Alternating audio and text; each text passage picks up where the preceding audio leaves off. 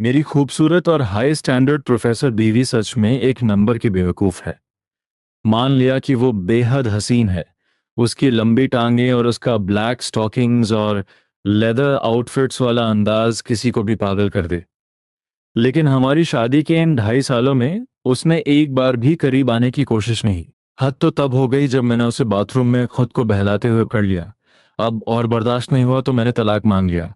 पर जैसे ही हम डिवोर्स के लिए निकले मुझे अचानक अपनी बीवी की आवाज़ अपने दिमाग में सुनाई देने लगी। ये ठंडी और शांत दिखने वाली औरत असल में तो हस्बैंड क्रेजी निकली।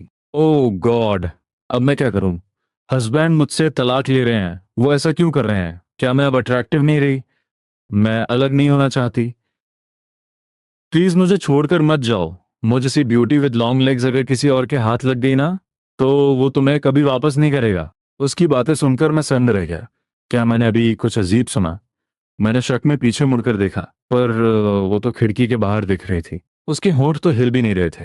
तो क्या ये उसके मन की आवाज थी? तभी जो चिंहान को जैसे कुछ महसूस हुआ, उसने मेरी तरफ देखा और अपना माथा पकड़कर ऐसे नाटक किया जैसे उसकी तबीयत खराब हो। मुझे आज कुछ ठीक महसूस नहीं हो रहा। क्या तलाक की बात हम अगली बार कर सकते हैं? मैंने सोचा, चलो ठीक है, तुम्हारी मर्जी। हाँ, प्लीज मान जाओ हस्बैंड, एक बार घर वापस चलो, फिर चाहे ब्लैक स्टॉकिंग्स हो, वाइट हो या फिशनेट। मैं तुम्हारी हर ख्वाहिश पूरी कर दूंगी। अब मुझे यकीन हो गया कि ये पक्का चिंहान के दिल की बात है। मैंने थोड़ा हिचकिचाते हुए कहा, तो क्या आज वापस घर चलें? ये सुनते ही उसकी आंखों में एक चमक आ गई, पर उसने अपने चेहरे पर वही सख्त और बेरुखी वाला मुखौटा चढ़ा लिया और बस धीरे से सिर हिला दिया। मुझे अब ये गुत्थी सुलझानी ही थी कि आखिर चल क्या रहा है। इसलिए मैंने गाड़ी नहीं मोड़ी। जैसे जैसे हम मैरिज रजिस्ट्रेशन ऑफिस के करीब पहुंच रहे थे, उसका दिल जोरों से धड़कने लगा। आखिर उससे रहा नहीं गया और बोल पड़ी, क्या हम वापस घर नहीं जा रहे थे? मैंने गेट की तरफ देखा और अपनी भौहें चढ़ाते हुए कहा, ठीक है, चलो घर चलते हैं। जैसे ही गाड़ी ऑफिस से दूर हुई, उसकी जान में जान आई। पूरे रास्ते वो अपने मन में गाने गा रही थी और मुझे हस्बैंड हस्बैंड बुलाए जा रही थी। वो हाई कोल्ड प्रोफेसर कहाँ गई? ये छोटी बच्ची जैसी हरकतें करने वाली लड़की कौन है? घर पहुंचते ही उसने फिर तबीयत का बहाना बनाया और ऊपर भाग गई। जल्दी से नेट पे चेक करती हूँ कि हस्बैंड को कैसे मनाते हैं, उन्हें क्या पसंद होगा। यार, ये हस्बैंड्स को हमेशा ऐसी ठंडी और शांत लड़कियां ही क्यों पसंद आती हैं? क्या वो मुझ जैसी प्यारी और चुलबुली लड़की से प्यार नहीं कर सकते? पर ये किसने कहा कि मुझे ठंडी लड़कियां पसंद हैं? मुझे तो खुद चिन्हान समझ नहीं आ रही थी। हम 2 साल पहले एक मैच मेकिंग मीटिंग में मिले थे। उस वक्त वो बस विदेश से लौटी थी और मैं अपनी माँ के रोज रोज के तानों से तंग आ चुका था। माँ ने कहा था कि इस लड़की की टांगे तुम्हारी पूरी जिंदगी से भी लंबी हैं। मैंने सोचा था कि बस फॉर्मेलिटी के लिए मिल लूंगा, पर उसे पहली नजर में देखते ही मैं उसका दीवाना हो गया। वो भला की खूबसूरत थी और उसकी पर्सनालिटी में एक अलग ही ग्रेस था। मैं एक मामूली इंसान हूं और भले ही वो थोड़ी कोल्ड थी, पर उसके पास अपनी गाड़ी, बंगला और अच्छा बैंक बैलेंस था। माँ ने कहा था कि ऐसी लड़की मिलना मतलब लॉटरी लगना। मैं उसकी खूबसूरती में ऐसा खोया कि आधे घंटे में ही शादी के कागजों पर साइन कर दिए। लेकिन शादी के बाद मुझे पछतावा होने लगा। हमने सोचा था कि शादी के बाद प्यार पर काम करेंगे, पर चीहान का स्वभाव बहुत ही रूखा था। ऊपर से हम दोनों अपने काम में इतने बिजी रहते कि घर पे दो बातें भी नहीं होती थी। हमारी शादी शादी कम और एक पीजी की तरह ज्यादा लगती थी, क्योंकि हम अलग अलग कमरों में सोते थे।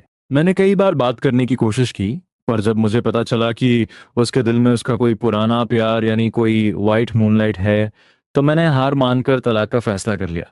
उस वक्त भी चिन्हान ने बस बेरुखी से ठीक है कह दिया था। अगले कुछ दिन वो कॉलेज के हॉस्टल में रही और आज हम सीधा तलाक के लिए ही मिले थे। अगर आज मैं उसके दिल की बात नहीं सुन पाता, तो मुझे कभी पता नहीं चलता कि वो मेरे लिए कुछ महसूस भी करती है। लेकिन बदकिस्मती से घर आने के बाद वो अपने कमरे से बाहर ही नहीं निकली। शायद दूरी ज्यादा थी, इसलिए मुझे उसके मन की आवाज सुनाई नहीं दे रही थी। शाम को मेरा एक क्लाइंट के साथ डिनर था, तो मैंने उसे बता दिया कि मैं बाहर जा रहा हूँ। उसने बस ठंडे अंदाज में ओके कहा। पर जैसे ही मैंने एक कदम आगे बढ़ाया, उसके मन का रोना शुरू हो गया। हस्बैंड को गए हुए कितना वक्त हो गया। उन्होंने मेरे साथ खाना भी नहीं खाया। वो हमेशा क्लाइंट से मिलने चले जाते हैं, पर ये उनका काम है। उन्हें शायद एक समझदार बीवी चाहिए और मैं शायद उतनी समझदार नहीं हूँ, इसीलिए वो मुझे छोड़ रहे हैं। रो रो कर मेरी आंखें सूज गई हैं, मैं अब अच्छी नहीं लग रही। मुझे आइस पैक लगाना पड़ेगा। मैं सुनकर दंग रह गया। ये औरत अंदर बैठकर रो रही है। मेरे दिमाग में उसकी इमेज एक पत्थर दिल प्रोफेसर की थी, जिसे दुनिया की परवाह नहीं। मैंने कभी नहीं सोचा था कि वो अंदर से इतनी इमोशनल होगी। क्लाइंट के साथ मीटिंग पहले से तय थी, तो मुझे जा पड़ा, पर मैं रात को जल्दी लौट आया।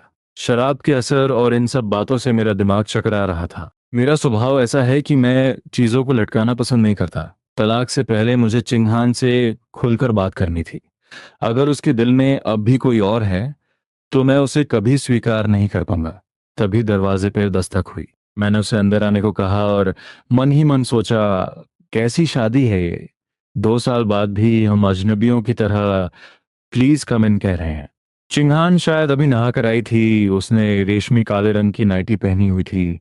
कुछ काम था? उसने पूछा। उसकी उस दिलकश अदा को देखकर मैं थोड़ा असहज हो गया। आधी रात का वक्त और हम दोनों अकेले। मेरे दिमाग में अजीब ख्याल आने लगे। मेरी तबीयत अभी भी ठीक नहीं है, क्या तुम देख सकते हो? उसने धीमी आवाज में कहा। उसकी आवाज में अब वो कड़वाहट नहीं थी, बल्कि एक शर्म और हिचकिचाहट थी। प्लीज हस्बैंड, मुझे मना मत करना, वरना मैं सच में रो दूंगी।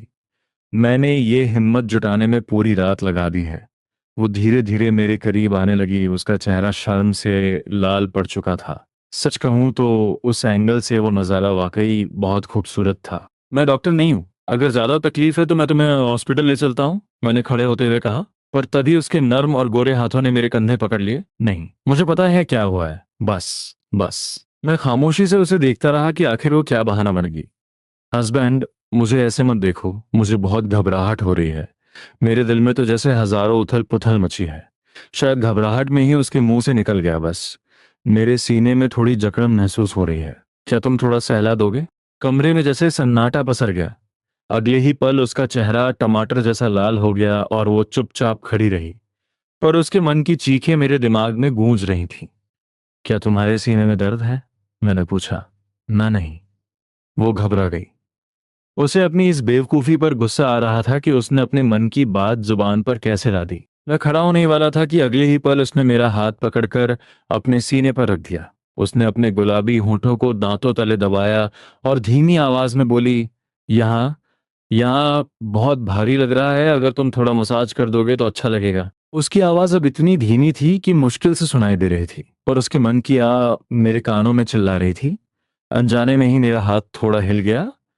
मैं कसम खाता हूं, यह सिर्फ एक नेचुरल रिएक्शन था। शुरू में मेरा इरादा गलत नहीं था, पर उस एहसास की कोमलता को बर्दाश्त करना नामुमकिन था। जैसे ही मैंने हाथ बढ़ाया, चिन्हान का पूरा शरीर गुलाबी पड़ गया। मैंने पहली बार किसी को गोरे से गुलाबी होते देखा था। अब मेरा ध्यान उसके मन की बातों पर नहीं, बल्कि उस पल पर था। हवा में एक अजीब सी कशिश थी। मैं पीछे हटना चाहता था, पर चिन्हान अब रुकने वाली नहीं थी। जैसे ही मैंने उठने की कोशिश की, उसने मुझे रोकने के लिए धक्का दिया, पर शायद उसका संतुलन बिगड़ गया और वो सीधा मेरे ऊपर बिस्तर पे आ गिरी। उसकी रेशमी देह और भीनी भीनी खुशबू मेरे होश उड़ाने के लिए काफी थी। जब मैंने अपनी नजरें उठाई, तो नजारा कुछ और ही था। उसकी खुशबू मेरे रोम रोम में बसने लगी थी। कमरे का माहौल अब पूरी तरह बदल चुका था। गर्मी की नाइटी बहुत पतली थी और हमारे बीच की दूरी खत्म हो चुकी थी। हम एक दूसरे की धड़कन और जिस्म की तपिश को साफ महसूस कर सकते थे। हस्बैंड के तो सिक्स पैक एब्स हैं, मैंने पहले गौर नहीं किया था। अगर मैं इन्हें थोड़ा छू लूं तो बुरा तो नहीं लगेगा ना? आखिर उन्होंने भी तो मुझे छुआ है। उसकी ये बात सुनकर मेरा चेहरा भी लाल पड़ गया। मैंने उसका हाथ पकड़ लिया, जो धीरे धीरे नीचे की तरफ बढ़ रहा था। पहले तुम उठो, अब मेरा दम घुट रहा है, मैंने कहा। पर मेरा दिल भी बहुत तेजी से धड़क रहा था। मैंने चिंग हान को देखा। वो अब पहले से भी ज्यादा लाल हो चुकी थी। बाहर से इतनी शांत और अंदर से इतनी बेबाक। ये विरोधाभास मुझे बहुत प्यारा लगा। जैसे ही मैंने उसे उठने को कहा, वो घबराकर हड़बड़ाते हुए उठने लगी और बार बार सॉरी कहने लगी। वो हाय कोल्ड प्रोफेसर वाला मुखौटा अब पूरी तरह उतर चुका था। हड़बड़ाहट में उसके हाथ पैर कांपने लगे थे। हस्बैंड के एब्स कितने हार्ड हैं। वो अभी भी ये सोच रही थी। वो उठने की कोशिश कर रही थी, पर उसके हाथ पैर जवाब दे रहे थे। मैंने उसकी कमर को थाम लिया ताकि वो गिर जाए। उसकी कमर इतनी पतली और नर्म थी कि मुझे एक अलग ही एहसास हुआ। पर जैसे ही मेरा हाथ उसकी कमर को लगा, वो जैसे पत्थर बन गई और अगले ही पल फिर से मुझ पर गिर पड़ी। मैं उसे हैरानी से देखता रह गया। सुनो, मुझे शक हो रहा है कि तुम ये सब जानबूझकर कर रही हो। मेरी आवाज में थोड़ी झुंझलाहट और थोड़ी शरारत थी। चिंगहान कांपती आवाज में बोली, नहीं, मेरी कमर, वो बहुत सेंसिटिव है। मुझे याद आया कि एक बार बाहर खाना खाते वक्त भी जब मैंने उसकी कमर छुई थी तो वो एकदम से सख्त हो गई थी। तब मुझे लगा था कि उसे मेरा छूना पसंद नहीं है, इसलिए मैंने दूरियां बना ली। पर अब समझ आया कि वो नफरत नहीं बल्कि उसकी कमजोरी थी।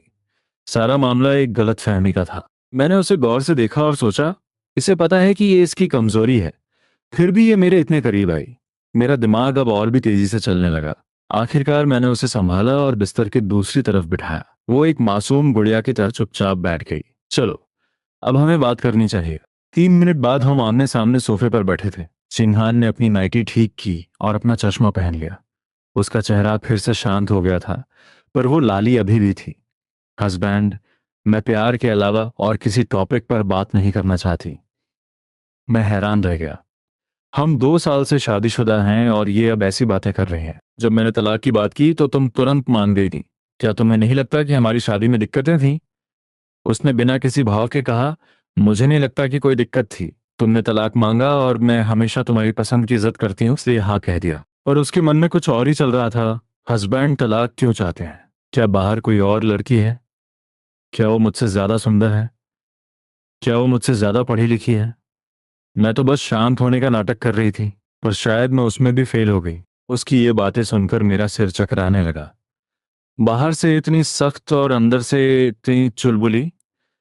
मुझे समझ नहीं आ रहा था कि मैं हंसूं या परेशान हूं। प्लीज, अब शांत हो जाओ, मैंने थोड़ा ऊंची आवाज में कहा। अचानक सन्नाटा छा गया। शिहान की आंखों में आंसू आ गए और वो धीरे से बोली, मैं तो कुछ बोल भी नहीं रही। पर उसका मन फिर चिल्लाने लगा। हस्बैंड कितने गुस्से वाले हैं, पर गुस्से में और भी हैंडसम लगते हैं। मन कर रहा है अभी इनके सामने घुटनों पे बैठ जाऊं। मैं फिर से सन्न रहेगा। ये लड़की क्या क्या सोच रही है? उसकी प्रोफेसर वाली इमेज एक ही दिन में मेरे दिमाग में चकनाचूर हो गई। आखिरकार मैंने बात शुरू की और उसे साफ किया कि मेरा किसी और लड़की से कोई चक्कर नहीं है। शादी से पहले हमने कहा था कि अगर 2 साल में हमारे बीच कोई स्पार्क नहीं जागा तो हम अलग हो जाएंगे। मुझे लगा तुम्हें मुझ में कोई इंटरेस्ट नहीं है। ये सुनकर चिंहान का चेहरा और भी ठंडा पड़ गया। तो तुम्हारा मतलब है कि तुम्हारे दिल में मेरे लिए कोई जगह नहीं है? पर उसके मन की आवाज कुछ और ही थी। मेरे दिल में तो ऐसी आग लगी है कि मैं जल जाऊंगी, पर हस्बैंड को कुछ महसूस ही नहीं होता। मैं कितनी अनलकी हूँ। मैंने ठंडी आ भरी और कहा, मेरे दिल में कोई और नहीं है। मुझे लगा तुम्हें ये रिश्ता बोझ लग रहा है। और मैंने सुना था कि स्कूल टाइम में तुम्हारा कोई क्रश था, कोई सीनियर। उस सीनियर का नाम सुनते ही चिंहान का चेहरा फिर से लाल होने लगा। मुझे लगा मेरी शक सही थी। उसके दिल में अब भी वही है। मेरा दिल बैठने लगा। मैंने कहा, अगर तुम्हारे दिल में अब भी कोई और है तो मैं ये बर्दाश्त नहीं कर पाऊंगा। मैं अपनी बीवी के दिल में किसी और मर्द को नहीं देख सकता। चिंहान ये सुनकर चौंक गई। उसके मन में आया, हस्बैंड, आपको ये क्यों नहीं समझ आता कि वो सीनियर कोई और नहीं, आप ही थे? अब क्या मैं खुद ही सब बता दूं? काश मैंने आज थोड़ी और सेक्सी नाइटी पहनी होती। मैं ये सुनकर दंग रह गया। वो सीनियर मैं था, पर मुझे तो कुछ याद नहीं। मैं अपनी इस प्रोफेसर बी से तलाक लेने जा रहा था, जो दिखने में अप्सरा है पर स्वभाव में पत्थर। पर आज उसके दिल की आवाज सुनकर मेरी दुनिया ही बदल गई। वो खड़ी हुई और उसकी लंबी टांगों की चमक ने मुझे फिर से मदहोश कर दिया। जब तुमने डिवोर्स की बात की तो मैं स्कूल के एक प्रोजेक्ट में फंसी हुई थी, इसलिए ज्यादा रिएक्ट नहीं कर पाई। और वो सीनियर, वो अब बीता हुआ कल है। ये कहते हुए उसने मेरा हाथ पकड़ा। मेरी तबीयत सच में ठीक नहीं है। क्या हम इस बारे में बाद में बात कर सकते हैं? बाहर से वो शांत थी, पर अंदर से कह रही थी, यार, मैं अभी सब सच नहीं बता सकती, मेरी इमेज खराब हो जाएगी। सही वक्त का इंतजार करना होगा। मुझे लगा लड़कियों के नखरे कभी खत्म नहीं होते, पर मैंने उसकी बात मानी। मुझे भी आज की बातों को समझने के लिए वक्त चाहिए था।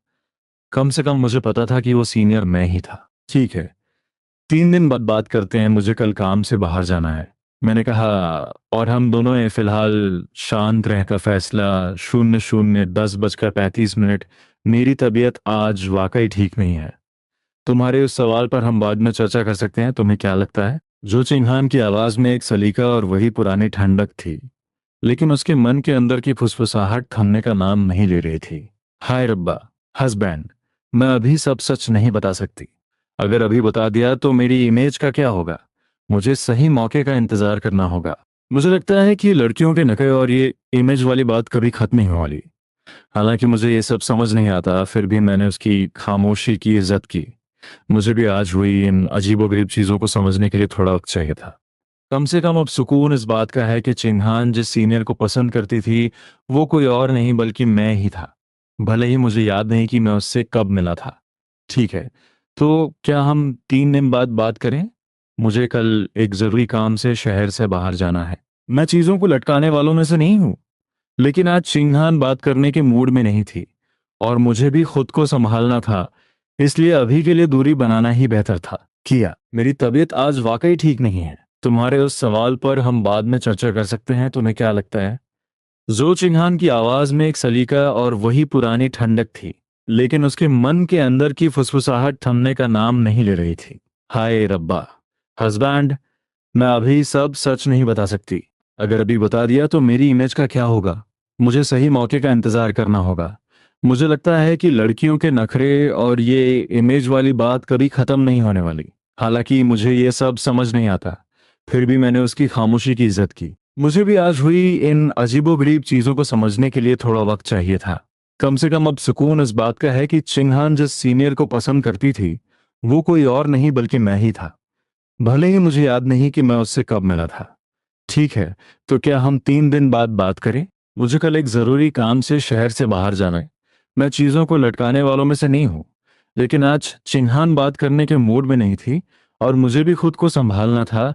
इसलिए अभी के लिए दूरी बनाना ही बेहतर था। लानत है, मैंने धीमी आवाज में खुद को कोसा। मैंने घड़ी देखी और फैसला किया कि एक बार फिर से ठंडे पानी से नहा लेना ही बेहतर हुआ। उधर जो चिन्हान अपने बिस्तर पर पागलों की तरह लौट रही थी, उसका पूरा शरीर शर्म से तप रहा था। ओह गॉड, क्या हस्बैंड को पता चल गया है कि मैं उन्हें सालों से छुप छुप कर पसंद करती हूँ? ये सोचते ही उसने अपना चेहरा तकिए में छिपा लिया। पर अचानक वो झटके से उठ बैठी। उसकी आंखों में एक उलझन थी। नहीं, अगर उन्हें पता होता कि वो सीनियर वही है तो वो तलाक की बात ही क्यों करते? उन्हें पक्का कुछ नहीं पता। वो काफी देर तक सोचती रही, पर जब कुछ समझ नहीं आया तो वो फिर से तकिए को गले लगाकर बिस्तर पर मजे से लुढ़कने लगी। अगली सुबह मुझे काम के सिलसिले में निकलना था, इसलिए मैं जल्दी उठ गया, पर हैरान रह गया ये देखकर कि जो चिन्हान मुझसे भी पहले उठ चुकी थी। उसने अपना बिना फ्रेम वाला चश्मा पहन रखा था और बाल सलीके से बांधे हुए थे। सफेद शर्ट और काली पैंट में उसकी पतली कमर और लंबी टांगे और भी कयामत ढा रही थी। मेरी आहट सुनकर वो पलटी और किचन से सैंडविच और दूध लेकर बाहर आई। उसने हल्का सा मुस्कुराते हुए कहा, गुड मॉर्निंग, मैंने नाश्ता बना दिया है, साथ में खा ले। उसकी आवाज हमेशा की तरह शांत थी, पर अब एक फर्क था। अब मैं उसके दिल की चीखें सुन सकता था। हाय, हस्बैंड इस ब्लैक शर्ट में कितने सेक्सी लग रहे हैं। मेरा तो बुरा हाल हो रहा है। अगर इन्होंने गोल्डन चश्मा पहन लिया ना, तो ये बिल्कुल वो शातिर विलेन लगेंगे जिससे हर लड़की प्यार करना चाहती है। उफ, ये मुझे ऐसे क्यों देख रहे हैं? मैं फिर से इनके प्यार में गिर रही हूँ। उसके मन की बातें सुनकर मैं अपनी हंसी दबा नहीं पाया और बस धीरे से मुस्कुराकर कहा, गुड मॉर्निंग, शुक्रिया। मैं किचन की तरफ बढ़ा तो उसके दिमाग में फिर से हंगामा शुरू हो गया। उसकी बातें अब इतनी हॉट और बेबाक थीं कि उन्हें शब्दों में बयान करना मुश्किल था। मैं सन्न रह गया। बाहर से इतनी शांत दिखने वाली ये लड़की अंदर से इतनी ज्यादा ओपन है। उसने पहले जो ब्लैक स्टॉकिंग्स और फिशनेट की बातें की थी, मुझे लगा था वो बस मजाक है, पर अब मुझे समझ आया कि वो तो बस ट्रेलर था। सच कहूं तो अब मैं भी उन सब चीजों के लिए बेताब होने लगा था। नाश्ता एकदम खामोशी में बीता, पर उसके मन का शोर मेरे लिए किसी एनर्जी ड्रिंक से कम नहीं था। घर से निकलते वक्त मैंने उसे देखा और कहा, मैं जा रहा हूँ। उसके मन में तो विदाई का गम और आंसू थे, पर चेहरे पर वही प्रोफेसर वाला अंदाज। सफर मुबारक हो, उसने बस इतना कहा। मैं अपना बैग उठाकर मुड़ा ही था कि उसने रोक लिया। रुको, तुम्हारी टाई टेढ़ी है। मैं उसे चुपचाप देखने लगा। मुझे पता था कि वो सफेद झूठ बोल रही है। जल्दी, हस्बैंड, प्लीज मुझे टाई ठीक करने के लिए कहो, प्लीज। मुझे उस आईने से मत देखो। मैं उस आईने से लाख गुना बेहतर हूं। मैंने सोचा कि टाई खोल ही दूं। आखिर फ्लाइट में तो वैसे भी ढीली करनी ही थी। पर उसके मन की पुकार सुनकर मैं रुक गया। क्या तुम इसे थोड़ा ठीक कर दोगी? मैं बैग नहीं छोड़ना चाहता। ठीक है, उसने कहा। पर उसकी आवाज में एक अजीब सी बेचैनी थी। वो अपनी घबराहट छिपाने की कोशिश कर रही थी, पर उसकी आंखों की चमक सब कुछ बयां कर रही थी। वो मेरे करीब आई और टाई ठीक करने लगी। सच तो ये था कि टाई बिल्कुल सीधी थी। वो तो बस मेरे करीब आने का बहाना ढूंढ रही थी। बाकी पत्नियों को तो उनके पति जाते वक्त गुड बाय किस और हक देते हैं, मुझे तो बहाने ढूंढने पड़ते हैं। पर कोई बात नहीं, उनके पति मेरे हस्बैंड जितने हैंडसम भी तो नहीं है। हाय, अब 2-3 दिन इन्हें देख नहीं पाऊंगा, मेरा क्या होगा। वो मेरे इतने करीब थी कि उसकी खुशबू मेरे दिमाग पर छाने लगी। मुझे बीती रात के वो सपने याद आने लगे। वो पतली कमर, वो सफेद चॉकिंग्स। मेरा बुरा हाल होने लगा। मैंने हल्का सा खांसा और वो थोड़ा झिझकते हुए पीछे हट गई। हो गया, सब ठीक है। उसके उस मासूम और शांत चेहरे को देखकर मैं मुस्कुरा दिया। ठीक है। मैं जाने के लिए मुड़ा, पर उसके मन की सिसकियां सुनकर फिर रुक गया। मेरे वापस आने का इंतजार करना, मैंने कहा। अचानक उसके मन का रोना बंद हो गया और वो खुशी से झूम उठी। हस्बैंड, मुझे किस करो। और बाहर से उसने बस ठंडे अंदाज में ठीक है कहा। मैंने सोच लिया था कि वापस आकर इसकी ये मुंह में कुछ और मन में कुछ और वाली बीमारी पक्का दूर करूंगा। ये प्रोफेसर वाला मुखौटा उतारना ही होगा। आखिर वो खुद को इतना रोक कर थकती नहीं है क्या। मुझे पहली बार लगा कि ये बिजनेस ट्रिप बहुत बड़ी मुसीबत है। अभी घर से निकला नहीं और वापस आने का मन करने लगा। मैं अपनी उस परफेक्ट प्रोफेसर बीवी से तलाक लेने जा रहा था, जो बाहर से बर्फ जैसी ठंडी और अंदर से ज्वालामुखी है। उधर कॉलेज में जो चिन्हान अपनी लैब में थी। जैसे ही वो अंदर पहुंची, उसके चारों स्टूडेंट्स एकदम सीधे खड़े हो गए। गुड मॉर्निंग प्रोफेसर जो।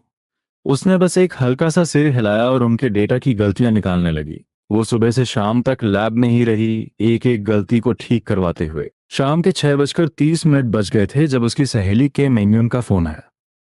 उसने फोन देखा, पर उठाया नहीं और अपने काम में लगी रही।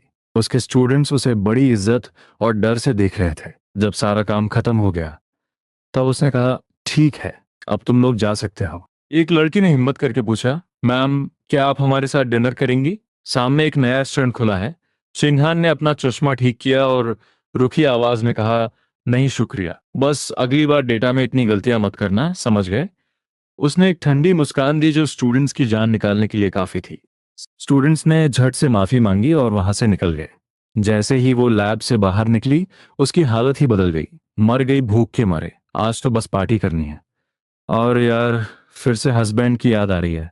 उधर उसके स्टूडेंट्स बाहर खड़े बातें कर रहे थे। हमारी प्रोफेसर इतनी सुंदर है, पर उनसे डर भी उतना ही लगता है। पता नहीं वो घर पर कैसी होती होंगी। जो भी उनके साथ रहता होगा उसकी तो हालत खराब हो जाती होगी। दूसरी तरफ चिन्हान अपनी सहेली की कार में बैठी और मुंह बनाकर बोली, यार, मुझे लगता है कोई भी नॉर्मल इंसान मेरे इस ठंडे बर्ताव को बर्दाश्त नहीं कर पाएगा। उसकी सहेली मेंगन कार चलाते हुए बोली, तुम्हारी ये क्यूट और हुस्सैल शक्ल ही काफी है किसी को भी पागल करने के लिए। मेंगन उन चंद लोगों में थी जो चिन्हान के असली रूप को जानते थे। उसी ने चिन्हान को मेरे साथ डेट पर जाने का आइडिया दिया था। शुरुआत तो बहुत अच्छी हुई थी, पर अब बात तलाक तक पहुंच गई थी। मैं तलाक नहीं लेना चाहती। चिन्हान की आंखों में आंसू थे। चिंता मत करो, मैं तुम्हें ऐसे हथियार दिलाऊंगी कि तलाक का नाम भी मिट जाएगा, मेंगन ने दावे के साथ कहा। और वो उसे लेकर सीधा एक एडल्ट स्टोर वयस्क सामग्री की दुकान के सामने जा खड़ी हुई। चिन्हान बाहर से शांत दिख रही थी, पर अंदर से उसकी जान निकली जा रही थी। क्या हम सच में अंदर जा रहे हैं? भले ही वो विदेश से पढ़कर आई थी, पर उसकी जिंदगी बहुत ही सादी थी। बस कॉलेज, घर और लाइब्रेरी। उसकी पूरी दुनिया बस पढ़ाई थी, और जो बचा हुआ वक्त था वो मेरे सोशल मीडिया अकाउंट्स चेक करने में बिताती थी। उसे ये भी नहीं पता था कि मैं उसकी साइलेंट फ्रेंड लिस्ट में हूँ।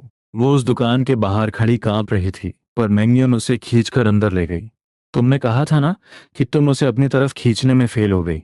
इसका मतलब है तुम्हारे पास सही सामान नहीं है। अब मैं तुम्हारी मदद करूंगी। किन्हान झिझक रही थी, पर उसके कदम अंदर बढ़ रहे थे। वो तलाक बिल्कुल नहीं चाहती थी। दूसरी तरफ मेरा काम उम्मीद से ज्यादा लंबा खिंच गया। एक दिन का काम एक हफ्ते में बदल गया। मैंने चिन्हान को फोन किया क्योंकि मैं अपना वादा नहीं निभा पाया था। मैंने ये भी चेक करना चाहा कि क्या फोन पर भी मुझे उसके मन की आवाज सुनाई देगी, पर अफसोस, फोन पर कुछ सुनाई नहीं दिया। उसने फोन पर बहुत समझदारी दिखाई और बुरा नहीं माना, पर उसके बाद से उसके रोजाना गुड मॉर्निंग और गुड नाइट के मैसेज आने लगे।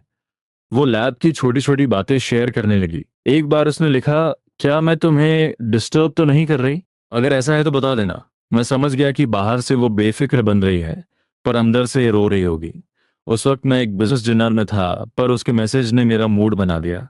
नहीं, तुम्हारी बातें दिलचस्प है, मैंने जवाब दिया। उस एक हफ्ते में मुझे एहसास हुआ कि हम फोन पर पहले से कहीं ज्यादा करीब आ गए हैं। जब मैं वापस लौटा तो मैंने उसे सरप्राइज देने का सोचा और सीधा कॉलेज पहुंच गया। वहां मैंने देखा कि चिघान अपने स्टूडेंट्स को बुरी तरह डांट रही थी। वो यूनिवर्सिटी की सबसे कम उम्र की प्रोफेसर थी और उसकी काबिलियत पर किसी को शक नहीं था, पर वो स्वभाव से बहुत सख्त थी। वो उन स्टूडेंट्स पर चिल्ला रही थी, अगर काम नहीं कर सकते तो अपना टीचर बदल लो, मेरा वक्त बर्बाद मत करो। उसकी आवाज में वो कड़वाहट और कड़ाई देखकर मेरा दिल भी धड़कने लगा। सफेद कोट और उस चश्मे में वो वाकई किसी क्वीन से कम नहीं लग रही थी। मेरा दिल जोरों से धड़कने लगा और दिमाग में कुछ शरारती ख्याल आने लगे। ओह, काश ये मुझे भी ऐसे ही डांटे। तभी स्टूडेंट्स की नजर मुझ पर पड़ी। चिन्हान ने खिड़की के बाहर देखा और पूछा, तुम बाहर क्या देख रहे हो? क्या वहां कोई डेटा लिखा है? और फिर हुआ चमत्कार। जैसे ही उसकी नजर मुझ पे पड़ी, उसका वो पत्थर जैसा चेहरा एक पल में पिघल गया। उसके चेहरे पर एक प्यारी सी मुस्कान गई। होंठ खामोश थे, पर मन में जैसे ढोल नगाड़े बजने लगे। हाय, हस्बैंड वापस आ गए। क्या वो मुझे लेने आए हैं? ओफो, क्या मैं अभी बहुत डरावनी लग रही थी? हस्बैंड, प्लीज गलत मत समझना, मैं बहुत कोमल और प्यारी हूँ। मैं उसके मन की ये बातें सुनकर अपनी हंसी नहीं रोक पाया। मैंने उसे इशारे से कहा कि वो अपना काम खत्म करे। चिन्हान अब अपने स्टूडेंट्स को डांटना तो दूर, उन्हें देखना भी नहीं चाहती थी। आज मैंने जो गलतियां बताई हैं उन्हें कल तक ठीक कर लेना, वरना फिर कभी मत आना। उसने जल्दी जल्दी बात खत्म की। स्टूडेंट्स ने राहत की सांस ली और बाहर खड़े मुझे देखने लगे। उन्हें समझ आ गया कि इस पत्थर को पिघलाने वाला जादूगर आ गया है। एक लड़की ने हिम्मत जुटाकर पूछा, मैम, क्या ये आपके पति हैं? सिम्हान ने बड़े गर्व से सिर हिलाया, पर मन में तो खुशियों का सैलाब उमड़ पड़ा था। देखा, मेरे हस्बैंड कितने हैंडसम हैं। सबकी नजरें उन्हीं पर हैं, पर मेरा मन तो करता है कि इन्हें दुनिया से छिपा कर रख लूं। वो बाहर से जितनी शांत थी, अंदर से उतनी ही शरारती बातें कर रही थी।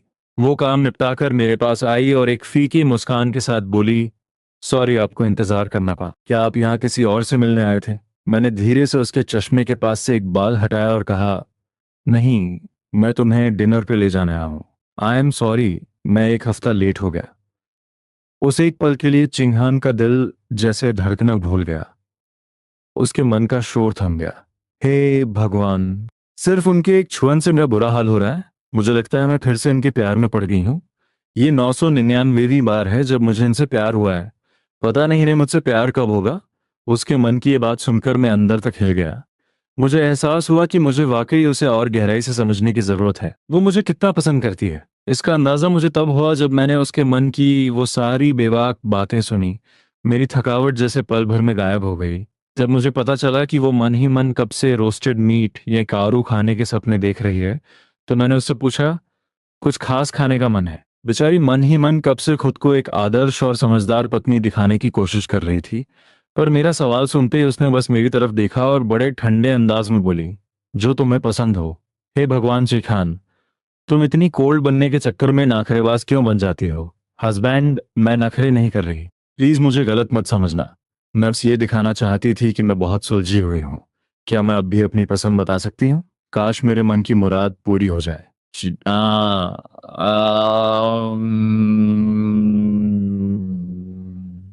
मैंने मन ही मन सोचा, चलो तुम्हारी मुराद पूरी कर देते हैं। मैंने मुस्कुराते हुए कहा, अगर तुम्हारा कोई खास मन नहीं है तो क्या आज रात हम खाएं?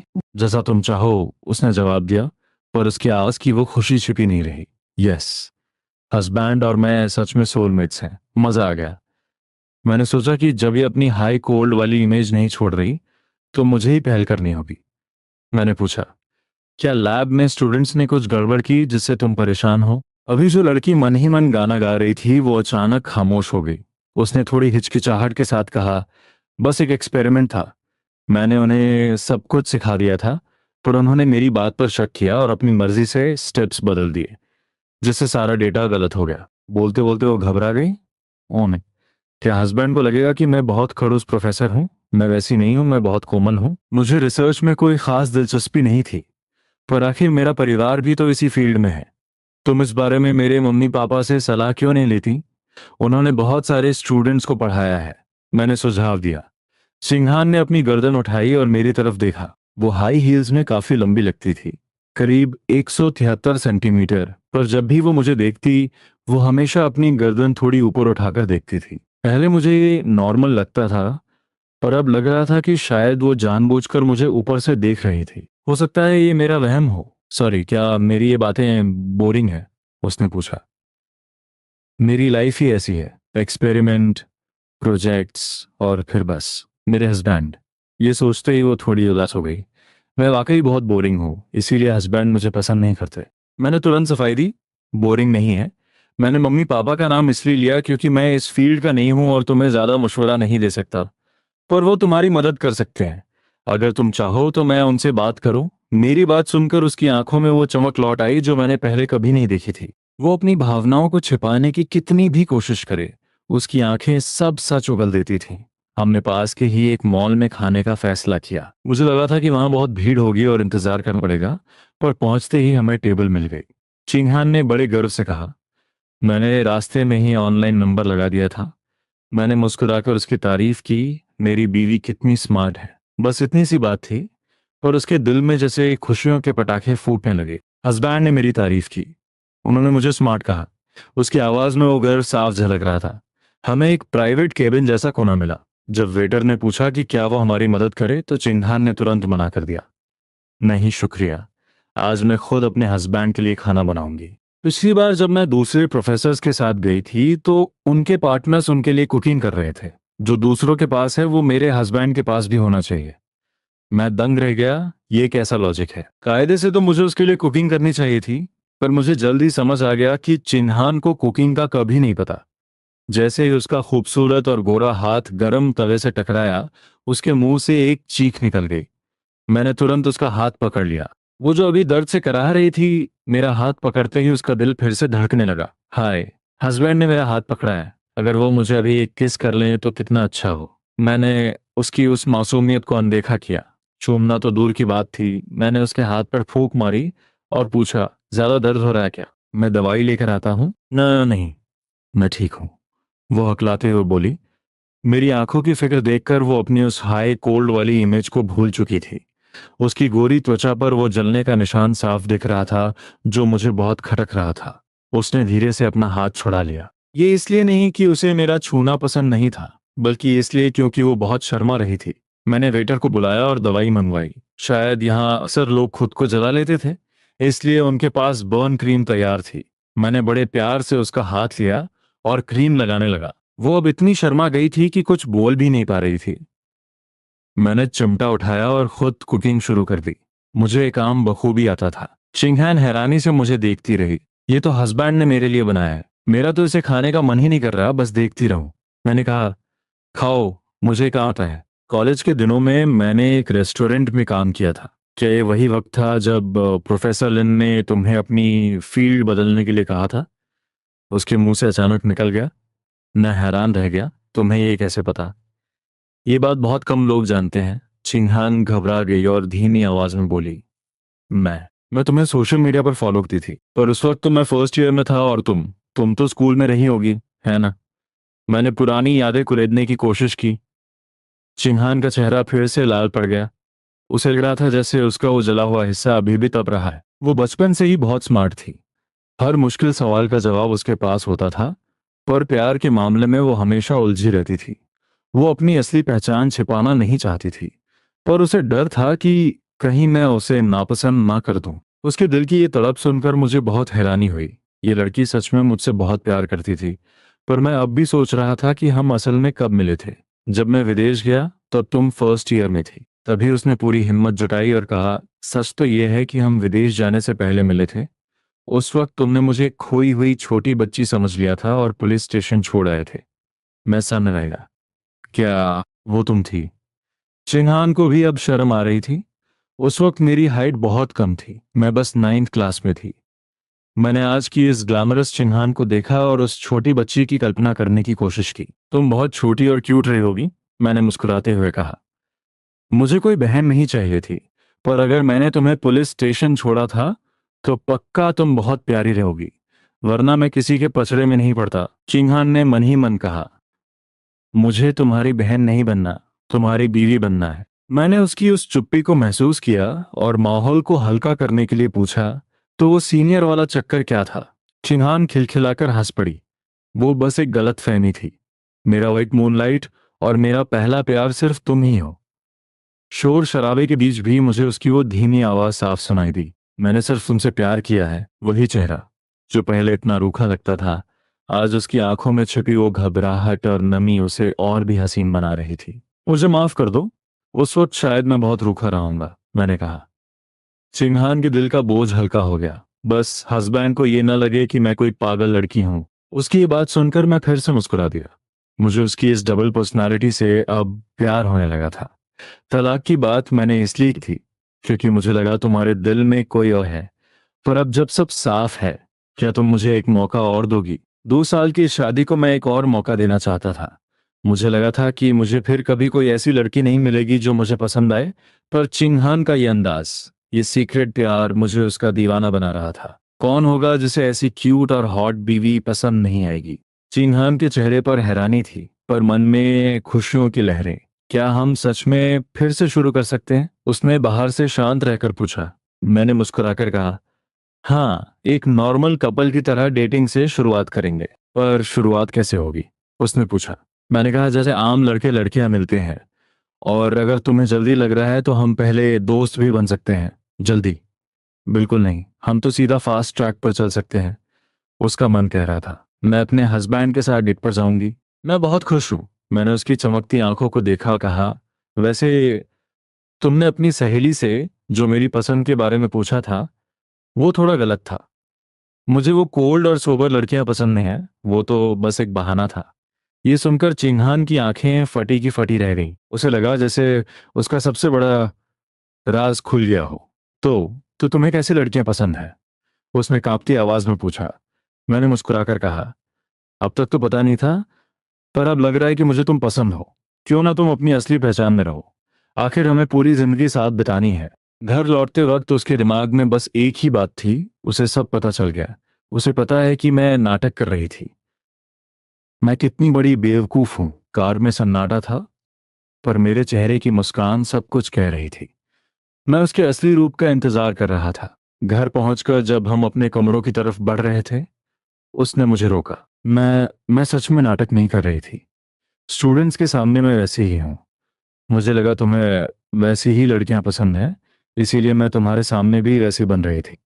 उसने अपना चश्मा उतार दिया था, जिससे उसकी आंखें और भी कोमल लग रही थी। अपनों के सामने मैं थोड़ी चुलबुली और जिद्दी हूँ।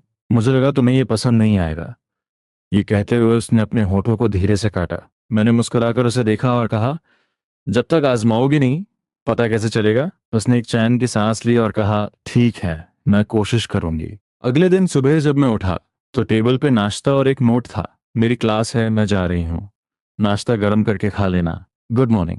उस नोट पे हस्बैंड लिखा जा सकता था, पर शायद वो अभी भी थोड़ी शर्मा रही थी। नाश्ता करने के बाद मैं अपने ऑफिस पहुंचा। असिस्टेंट ने बताया कि कोई मेरा इंतजार कर रहा है। वो सन मी थी, एक मशहूर लेखिका जो मुझ पे फिदा थी। उसे पता था कि मैं शादीशुदा हूँ, फिर भी वो बाज नहीं आती थी। जैसे ही मैं केबिन में गया, वो खड़ी हो गई और बड़े प्यार से मेरा नाम पुकारा। पर उसका वो भारी मेकअप देखकर मुझे अचानक चिंघान की याद आ गई, जो हल्के मेकअप में भी कितनी हसीन लगती है। सनमी जी, माफी चाहता हूँ, आपको इंतजार करना पड़ा। मेरी इस रूखी आवाज ने उसका चेहरा उतार दिया। वो मुझे कॉलेज के दिनों से जानती थी और उसे लगता था कि मैं उसका दीवाना हूँ, क्योंकि मैं उसके काम के सिलसिले में उससे अक्सर मिलता था। पर उसे नहीं पता था कि मैं तो सिर्फ अपने काम के लिए वफादार था। सन्मी को अपनी शोहरत और खूबसूरती पर बहुत घमंड था, पर उसे नहीं पता था कि अब मेरे दिल में किसी और ने जगह बना ली है। मेरे लिए ये सब बहुत मायने रखता है। एक बार तुम्हारी मेहनत रंग ले आए तो मेरे दिल में तुम्हारे लिए जगह अपने आप बन जाएगी। मेरे साथ बिजनेस शुरू करो, क्या पता साथ काम करते करते हमारे बीच कोई स्पार्क जाग जाए। सन्मी यही सोचकर मेरे साथ जुड़ी थी। मेहनत रंग लाई और मेरा छोटा सा स्टार्टअप आज एक बड़ी कंपनी बन गया। पर उसने कभी सपने में भी नहीं सोचा था कि मैं अचानक शादी कर लूंगा। उसकी आंखों में अब आंसू थे।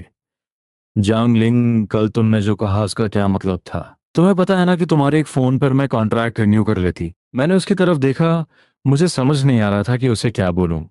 मैंने बस इतना सुना था कि तुम्हारा दोबारा कॉन्ट्रैक्ट करने का इरादा नहीं है। मैनेजर ने कहा कि तुम पुरानी राइटर हो, वरना शायद वो मुझे इस बारे में बताता भी नहीं। मैं शुरुआत से तुम्हारे साथ हूँ। क्या तुम्हें नहीं लगता कि तुम बहुत पत्थर दिल हो?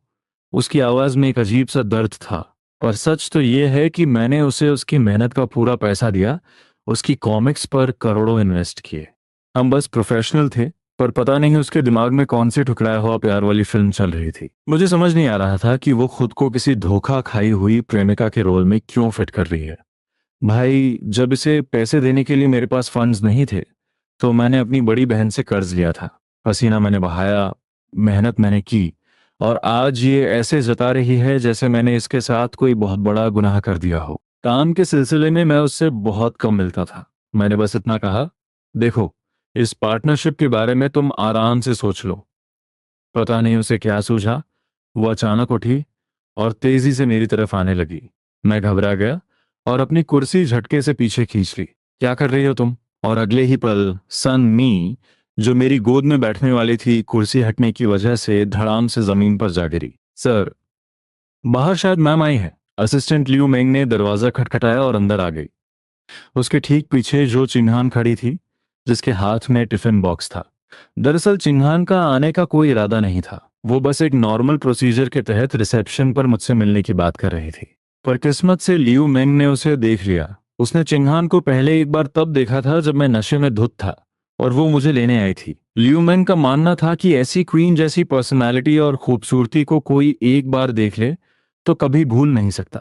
इसलिए उसने हिचकिचाते हुए कहा, मैम, आप यहाँ। ये मैम बॉस's वाइफ शब्द सुनते ही चिंघान की आंखों में एक चमक आ गई, और उसके चेहरे पर एक ऐसी मुस्कान खिंच गई जिसे वो छिपा नहीं पा रही थी। और बाहर से वो अभी भी वही शांत और हाई कोल्ड प्रोफेसर लग रही थी। कम से कम अजनबियों के सामने तो वो खुद को बहुत अच्छे से कैरी करती थी। लिू मैंग उसे बड़े उत्साह के साथ अंदर ले आई। चिंघान को लगा कि शायद अंदर जाना ठीक नहीं होगा, पर लियू मेंग को पता था कि सुन्नी मेरे पीछे हाथ धोकर पड़ी है और मैं उससे पीछा छुड़ाना चाहता हूँ। अरे नहीं मैम, सर आपको देखकर बहुत खुश होंगे। उसने दरवाजा खोला और अंदर का नजारा देखकर सन्न रह गई। मैं अभी भी डरा हुआ था क्योंकि सन्नी अचानक मुझ पर झपटी थी, और अब वो जमीन पर बैठी चीख रही थी। वो नजारा वाकई बहुत अजीब और शर्मनाक था। तभी मेरी नजर अपनी बीवी की उन गोल गोल और बड़ी आंखों पर पड़ी जो हैरानी से मुझे देख रही थी। उसके मन का शोर फिर से शुरू हो गया। ये क्या है? ये औरत क्यों चीख रही है? क्या बाहर सच में कोई चुड़ैल है जिसने मेरे हस्बैंड पर नजर डाली है? नहीं, हस्बैंड ने कहा था कि ऐसा कुछ नहीं है। मुझे उन पर भरोसा करना चाहिए। मेरा सिर चकराने लगा। सनमी अपनी अस्त व्यस्त हालत में जमीन से उठी। उसके छोटे कपड़े और वो बिखरे हुए बाल, नजारा वाकई काफी गलत लग रहा था। मैंने तुरंत चिल्लाकर कहा, यू मेंग, जल्दी आओ और सन मी जी को संभालो। और फिर चिंगहान की तरफ मुड़कर बोला, तुम बस एक मिनट रुको। लियू मेंग होश में आई और सन्नी को बाहर ले जाने लगी। सन्नी ने मुझे गुस्से से घूरा और फिर उसकी नजर चिन्हान पर पड़ी। उसकी आंखों में जलन साफ दिख रही थी। इतनी खूबसूरत लड़की, भले ही वो खुद एक लड़की थी, पर चिंगहान की उन नशीली आंखों और उसकी खूबसूरती को देखकर वो भी दंग रह गई। मैंने अपनी आवाज साफ की और पहली बार सबके सामने कहा, बीवी, तुम यहां कैसे? मैं मन ही मन सोच रहा था, देख लो सब, ये मेरी बीवी है। इतनी हसीन बीवी के होते हुए मैं कहीं और मुंह क्यों मारूंगा? मेरे बीवी कहने पर वहां मौजूद तीनों लोग सन्न रह गए। यस, हस्बैंड ने मुझे बीवी कहा। हम दोनों साथ में कितने अच्छे लगते हैं ना। काश वो मुझे रोज ऐसे ही बुलाएं, तो मैं दुनिया की सबसे खुशकिस्मत औरत बन जाऊंगी। चिंगहान का मन तो झूम रहा था, पर चेहरे पर वही पुरानी शांति थी। बस कॉलेज खत्म हुआ तो सोचा देख लूं कि क्या तुम फ्री हो। हमें साथ में लंच करना था ना। मैंने तुम्हें मैसेज भी किया था। सन्नी ये सब देखकर शर्म के मारे वहां से भाग निकली। उसे भागते देख मैंने चैन की सांस ली। शुक्र है मैं समय पर पीछे हट गया, वरना आज तो मेरा राम नाम सत्य हो जाता।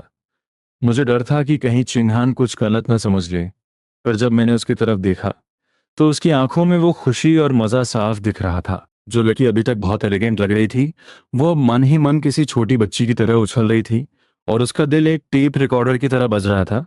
हस्बैंड ने मुझे बीवी कहा। हस्बैंड ने मुझे बीवी कहा। सच में, अगर कोई ये सुन ले तो यकीन ही नहीं करेगा कि ये वही फिजिक्स की प्रोफेसर है। मैंने उसका हाथ पकड़ा और कहा, बैठो, बात करते हैं। क्या तुम खाना लाई हो? और सुनो, जो भी तुमने देखा वो वैसा नहीं है जैसा लग रहा है। लंच की बात सुनकर चिंगहान को जैसे होश आया। हाँ, मैं तुम्हारे लिए खाना बनाकर लाई हूँ। वो अपना वो रास्ते से गुजर रही थी वाला झूठ पूरी तरह भूल गई। उसने टिफिन के डिब्बे एक एक करके सजाए और मेरी तरफ बड़ी उम्मीद से देखने लगी। पता नहीं तुम्हें पसंद आएगा या नहीं, पर तुमने एक बार पोस्ट किया था कि तुम्हें तीखा पसंद है, पर मुझे याद आया कि तुम्हारा पेट थोड़ा खराब रहता है, इसलिए मैंने तीखा और कम तीखा दोनों बनाया है। मैं थोड़ा हैरान हुआ, पर फिर भी पूछा, तुमने ये नहीं पूछा कि अभी वो सब क्या था? क्या तुम्हें जलन नहीं हो रही?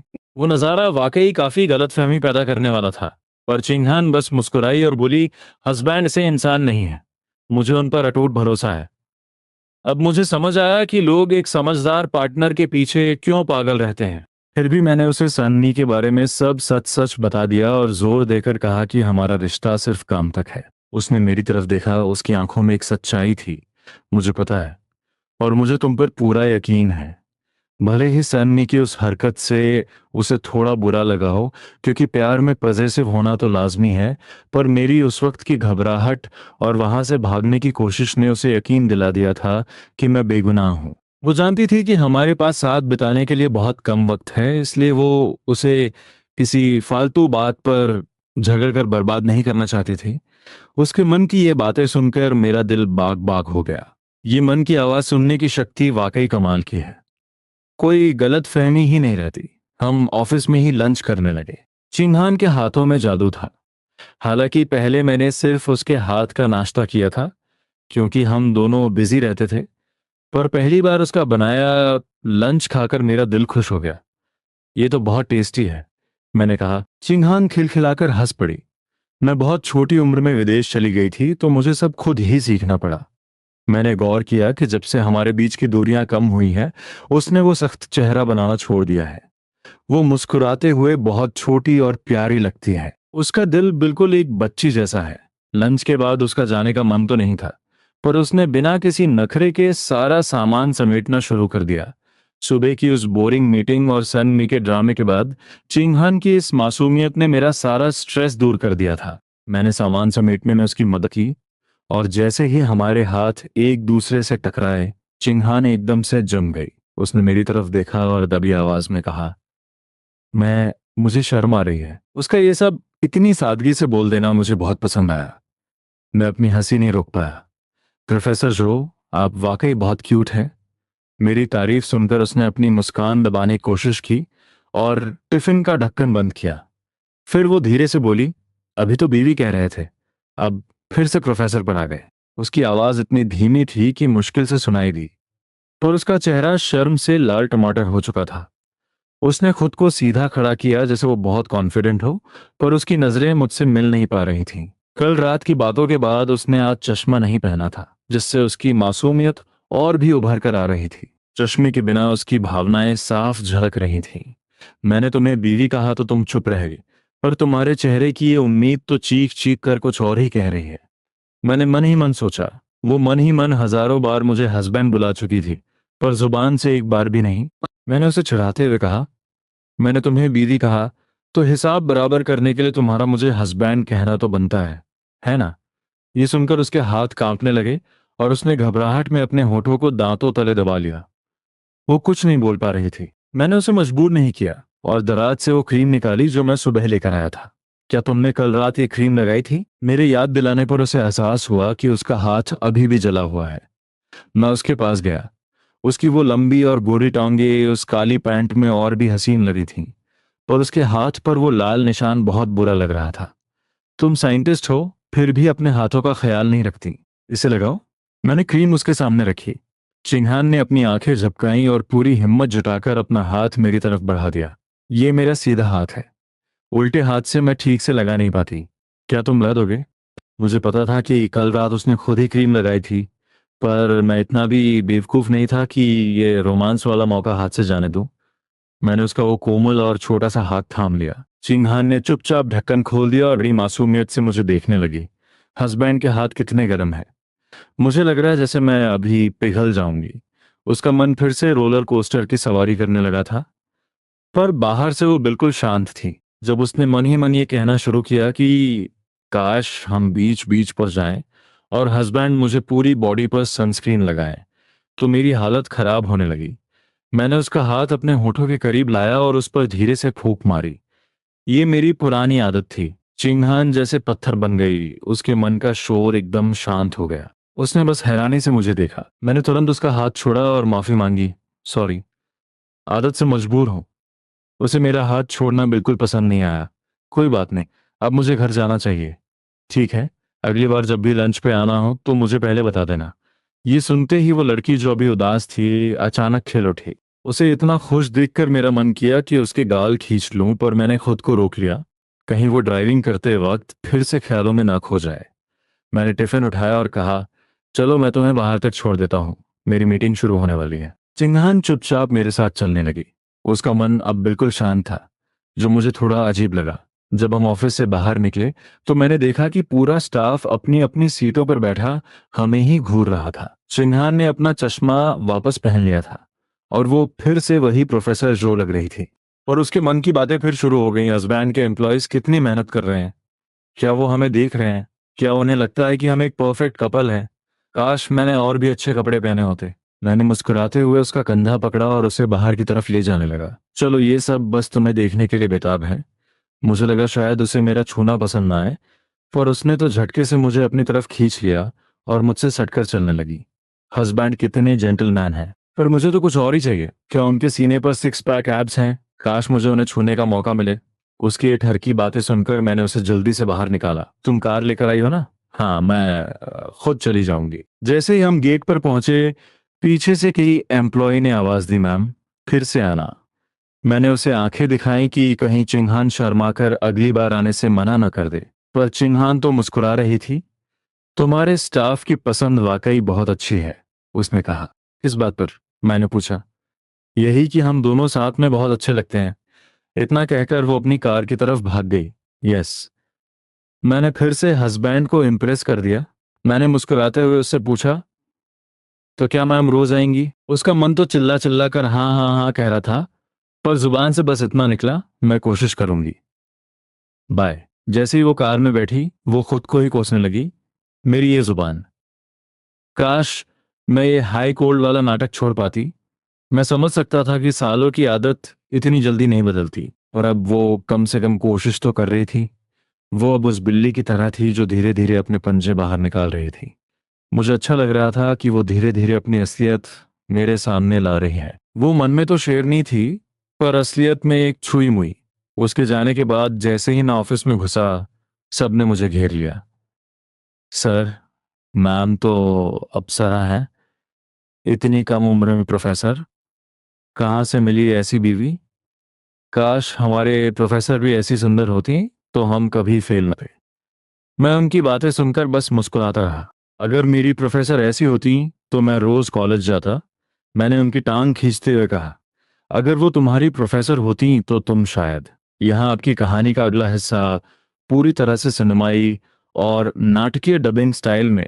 उनकी बातें सुनकर मैं अपनी हंसी नहीं रोक पाया और तंज कसते हुए बोला, बेटा, अगर वो तुम्हारी प्रोफेसर होती तो तुम पक्का फेल हो जाते, क्योंकि तुम्हारी मैम फिजिक्स फिजिक्स पढ़ाती हैं। इतना सुनते ही पूरे ऑफिस में सन्नाटा छा गया। यहाँ काम करने वाले भले ही बड़े बड़े कॉलेजों से पढ़े हों, पर यूनिवर्सिटी फिजिक्स की प्रोफेसर का नाम सुनकर सबकी हवा टाइट हो गई। मुझे अपनी यह हरकत थोड़ी बचकानी लगी, पर मैंने अपनी तारीफ जारी रखी। मेरी बीवी तुम लोगों की भाषा में एक जीनियस है। भले ही वो उम्र में छोटी है, पर वो वाकई कमाल की है। मैंने खड़े होते हुए आखिरी बार किया, और हाँ, दिन में सपने देखना छोड़ दो। इतनी परफेक्ट बीवी ढूंढने से भी दूसरी नहीं मिलेगी। ये कहकर मैं बड़े घमंड के साथ वहां से निकल गया। पीछे से किसी ने दबी आवाज में कहा, बॉस हैं तो क्या हुआ, इनका ये इतराने वाला अंदाज कितना चिढ़ाता है यार। दूसरी तरफ चिंगहान ऑफिस से निकलकर सीधे अपनी सहेली मिंगयुन के पास पहुंची। वो हथियार तो उसने खरीद लिए थे, पर उसे समझ नहीं आ रहा था कि उन्हें इस्तेमाल कैसे करना है। प्यार के मामले में वो बिल्कुल कोरी थी। उसे एक युद्ध सलाहकार, मिलिट्री एडवाइजर की सख्त जरूरत थी। मेंगयून एक अमीर खानदान की बिगड़ी हुई शहजादी थी, जिसके पास पैसों की कोई कमी नहीं थी। जब चिंगहान उसके कैफे में पहुंची तो मेंगयून उसे देखकर दंग रह गई। इतने सालों की दोस्ती के बाद भी चिंगहान का वो खिलता हुआ चेहरा देखकर वो मंत्रमुग्ध हो गई। ओहो, क्या बात है ब्यूटीफुल। क्या पियोगी? तुम्हारी आंखों की ये चमक तो किसी की भी जान ले ले। चिन्हान ने मुस्कुराते हुए जवाब दिया, तुम्हें कैसे पता? मैं अभी अपने हस्बैंड के साथ लंच करके आ रही हूँ। मैं कॉफी नहीं पीऊंगी, हस्बैंड ने मुझे अभी अभी चाय पिलाई है। मेंगुन ने एक फीकी मुस्कान के साथ कहा, अच्छा, तो यहाँ अपनी खुशियां दिखाने आए हो? उसे समझ नहीं आ रहा था कि आखिर चल क्या रहा है। ये जियांग यिंग आखिर खुद को रोक कैसे रहा है। 2 साल हो गए शादी को और उसने अभी तक तुम्हें अपना बनाया नहीं। मेंगन खामोशी से अपनी सहेली को देख रही थी, जिसकी आंखों में एक अजीब सी उम्मीद थी। काफी देर बाद वो बोली, तुम मुझसे कह रही हो कि 2 साल की शादी के बाद भी तुम दोनों अभी तक प्योर लव वाले लेवल पे हो? हाथ तक नहीं पकड़ा? मेंगन की आवाज में हैरानी साफ थी। अगर ऐसे काम नहीं बन रहा तो तुम्हें सीधा निशाना साधना चाहिए। पहले हक जमाओ, बातें बाद में होती रहेंगी। किंगहान ने मासूमियत से मुंह फुलाया, सच कहूं तो मैं भी यही सोचती हूं, पर जियांग लिंग, उसने अपनी आंखें झपकाई जैसे कुछ सोच रही हो। मुझे लगता है वो मेरी और हमारे रिश्ते की बहुत इज्जत करता है। हाय, हस्बैंड कितने अच्छे हैं ना?